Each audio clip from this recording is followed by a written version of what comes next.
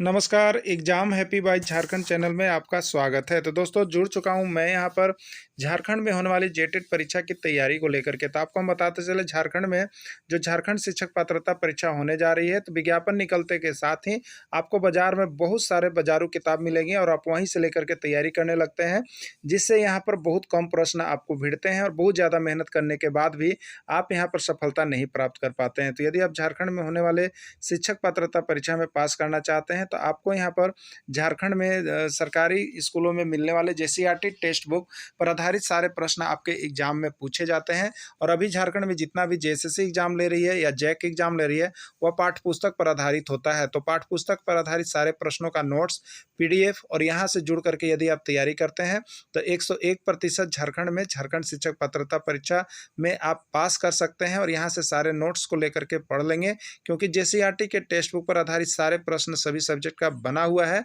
और साथ में यहाँ पर जो है आपको उसका ट्रिकी भी नोट्स दिया जा रहा है। तो यदि आप झारखंड में झारखंड शिक्षक पात्रता परीक्षा या झारखंड सहायक आचार्य परीक्षा किसी की भी तैयारी करना चाहते हैं, तो आप यहाँ पर जुड़े हुए जेसीईआरटी टेक्स्ट बुक के माध्यम से सारी तैयारी कर सकते हैं, सारे नोट्स ले सकते हैं। वो भी सिर्फ और सिर्फ एक पेपर की तैयारी 1000 रुपये में और दोनों पेपर की तैयारी 1500 रुपये में लाइफ टाइम के लिए करवाई जा रही है।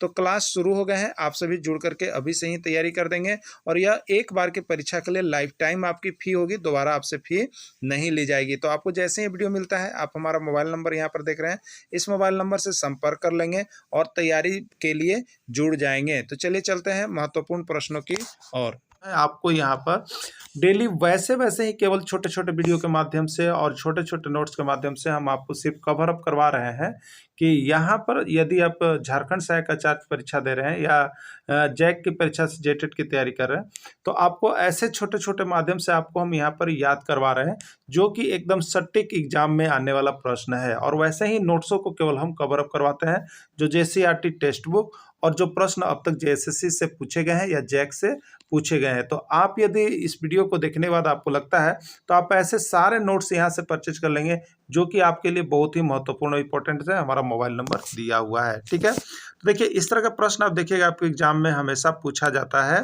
कि गुलाम वंश का संस्थापक कौन था, ठीक है। इसको हम ट्रिक के माध्यम से लास्ट में देखेंगे। अभी प्रश्न दिखा देते हैं जो जो आया हुआ है। खिलजी वंश का संस्थापक का नाम बतावें, यानी खिलजी वंश का स्थापक कौन था, संस्थापक कौन था ये बताना था इसमें।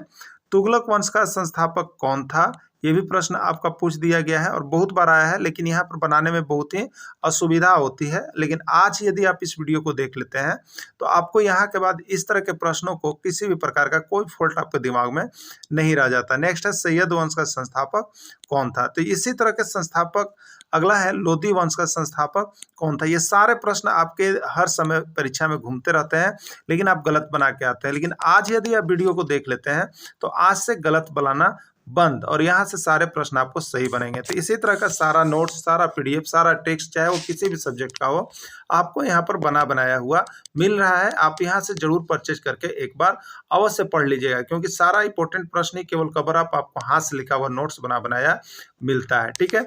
चलिए अब देखते हैं यहाँ पर कि जो दिल्ली सल्तनत में प्रमुख वंश हुए। सबसे पहले देखिए आपको बता दें, दिल्ली सल्तनत में जो प्रमुख वंश हुए उसका नाम आपको याद है या नहीं है। अगर याद नहीं है तो अभी आप याद कर लीजिए, इसके पहले हमने आपको वीडियो दे दिया है। अगर नहीं देखे तो एक बार आपको बता देते हैं, तब उसके संस्थापक का नाम याद रखने का आपको ट्रिक हम दिखाते हैं। तो देखिए दिल्ली वंश के संस्थापक का नाम याद रखने का ट्रिक है जीके तुम्हारा शायद लो है। याद रखिएगा जीके तुम्हारा शायद लो है। इसी से जो है यहाँ पर आपको दिल्ली वंश में कौन कौन शासक हुए, कौन कौन वंश हुए, उसका नाम याद हो जाएगा, ठीक है। तो बहुत बार ये तो बातें बहुत ही आम है, इस तरह तो हर समय हम लोग किसी न किसी को बोलते रहते हैं कि जीके तुम्हारा शायद लो है काजी, ना बोलते हैं, जरूर बोलते होंगे। तो जी से देखिए यहाँ पर याद रखिएगा गुलाम वंश, के से आगे बढ़ जाइए, के से क, ख याद रखिएगा खिलजी वंश, तू से देखिए याद रखिएगा तुगलक वंश, सै से याद रखिएगा सैयद वंश और लो से याद रखिएगा लोधी वंश। यही 5 वंश से प्रश्न पूछे जाते हैं और यही 5 वंश का यहाँ पर कब्जा रहा, ठीक है।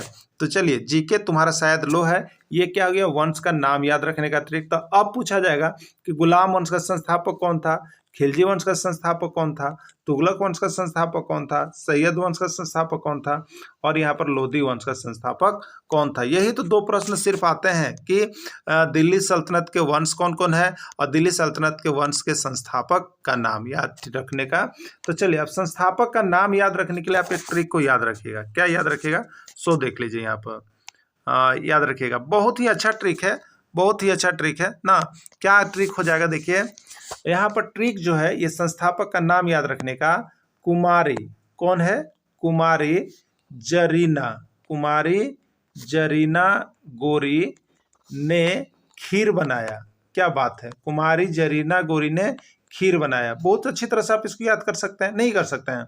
कुमारी जरीना गोरी जो थी वो क्या की, खीर बनाई। बस इतना ही से आपको दिल्ली वंश का, जो दिल्ली के जो सल्तनत के वंश हुए उसके संस्थापक का नाम याद हो जाएगा। ठीक है, तो चलिए अब देखते हैं, एक एक करके लिखे हैं। देखिए कुमारी, कुमारी में देखिए कु है, कुमारी में कु है, और कु से याद रखिएगा कुतुबुद्दीन ऐबक, कुतुबुद्दीन ऐबक। ठीक है, और यहाँ पर देखिए वंश का नाम लिख दिए हैं, वंश का ये जी है, जी मतलब गुलाम वंश, यानी गुलाम वंश का संस्थापक कौन हुआ, कुतुबुद्दीन ऐबक हुआ। गुलाम वंश का संस्थापक कौन हुआ, कुतुबुद्दीन ऐबक हुआ। ठीक है, अब देखिए नेक्स्ट है जरीना ना, जरीना में ज है और ज से याद रखिएगा जलालुद्दीन फिरोज खिलजी। ठीक है, या जलालुद्दीन खिलजी या जलालुद्दीन फिरोज खिलजी। ठीक है, अब देखिए जी, पहला जी था, दूसरा का क्या है के, तो के से आपको क्या बोले थे, खिलजी वंश, के से खिलजी वंश।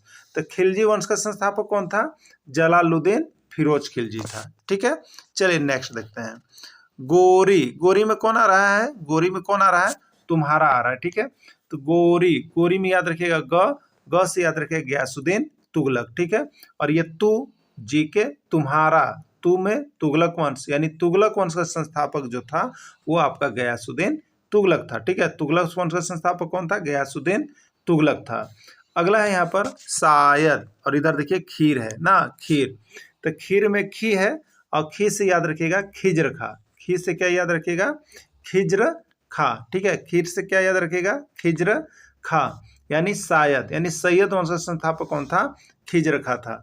बनाई, बनाई में ब है और ब से देखिए बहलोल लोधी। ठीक है, ब से देखिए बहलोल लोधी, यानी अब यहाँ पर लो है तो लो से मतलब लोधी वंश, लोधी वंश का संस्थापक कौन हुआ, बहलोल लोधी हो गया। तो इसी तरह से आप याद रख लीजिएगा, इसके संस्थापक का नाम भी हो गया और इसके वंश का याद रखने का ट्रिक भी हो गया। आइए एक थोड़ा सा हम लोग यहाँ पे देखते हैं कैसे इसको फिर से हम यहाँ पे याद कर सकते हैं। ठीक है, देखिए एक तरफ क्या कीजिएगा, यहाँ पर वंश का नाम लिख लीजिएगा, क्या कीजिएगा, वंश का नाम का ट्रिक, और एक तरफ क्या कीजिएगा, यहाँ पर संस्थापक का नाम का ट्रिक। ठीक है, तो वंश के लिए हम क्या बताए थे आपको भी, वंश के लिए हम बताए थे जी के। ठीक है, क्या था, जी के तुम्हारा शायद लो है। ठीक है, और इधर संस्थापक का नाम याद रखने के लिए क्या बताएं आपको, कुमारी, क्या बताएं, कुमारी, एक एक करके है, तो जी में कुमारी जाएगा, जरीना, जरीना तो के में जरीना जाएगा, फिर गोरी तो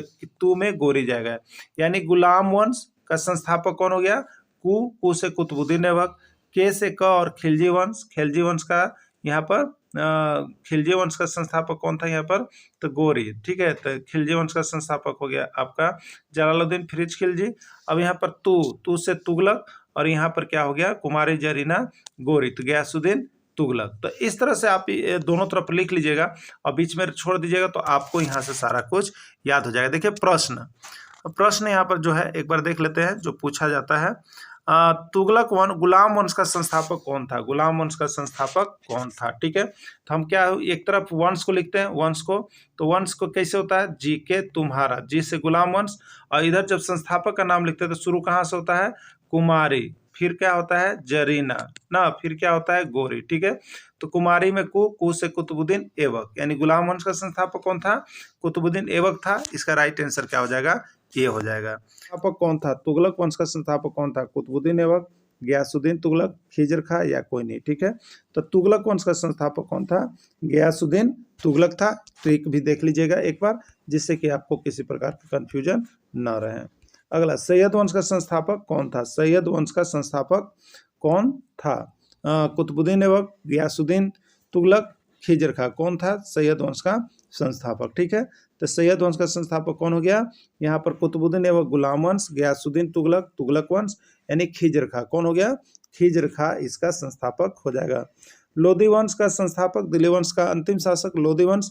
लोधी वंश का संस्थापक कौन था? बहलोल लोधी, जलालुद्दीन खिलजी, खिज्र खां या कोई नहीं। तो लोधी वंश का संस्थापक का नाम आएगा बहलोल लोधी। तो इसी तरह से आपको हम पूरा जीके को कवर अप करवाएंगे, चाहे हिस्ट्री हो, ज्योग्राफी हो, साथ में जेसीईआरटी टेक्स्ट बुक का पूरा नोट्स भी हम कवर अप करवाएंगे।